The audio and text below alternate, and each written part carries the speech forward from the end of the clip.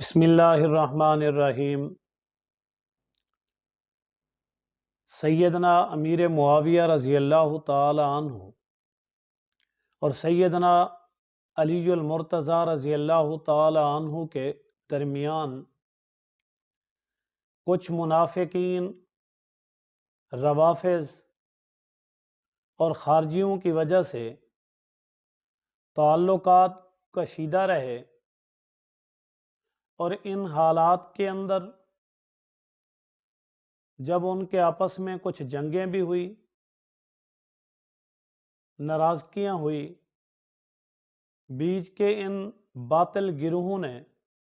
مختلف انداز کے اندر ان کے اندر دوری پیدا کی۔ روم کے بادشاہ کو جب اس بات کا علم ہوا، ان لوگوں نے فائدہ اٹھانے کے لیے ایک قاصد حضرت علی المرتضیٰ رضی اللہ تعالی عنہ کی طرف بھیجا، اور اس قاصد کو ایک رکا لکھ کر دیا کہ جاؤ یہ علی المرتضیٰ تک پہنچا کے آؤ۔ اور وہ قاصد وہ رکا لے کر جب آیا تو جس راستے سے اس نے گزرنا تھا، اس راستے کے اندر حضرت امیر معاویہ کی حکومت تھی، اور اس سے گزر کر انہوں نے حضرت علی المرتضیٰ رضی اللہ تعالی عنہ کی طرف پہنچنا تھا۔ تو راستے کے اندر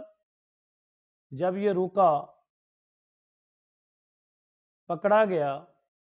اس قاصد کو گرفتار کر لیا گیا، اور گرفتار کر کے سیدنا امیر معاویہ رضی اللہ تعالی عنہ کے پاس پہنچایا گیا۔ آپ نے دیکھا تو اس رکے کے اندر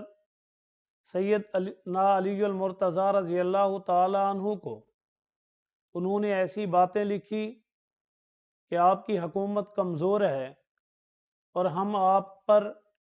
حملہ کر کے آپ کی حکومت چھین لیں گے۔ تو سیدنا امیر معاویہ نے یہ بات پڑھی،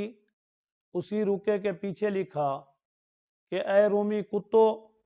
تم اگر یہ سمجھتے ہو کہ امیر معاویہ اور علی المرتضیٰ کے درمیان میں اختلاف ہے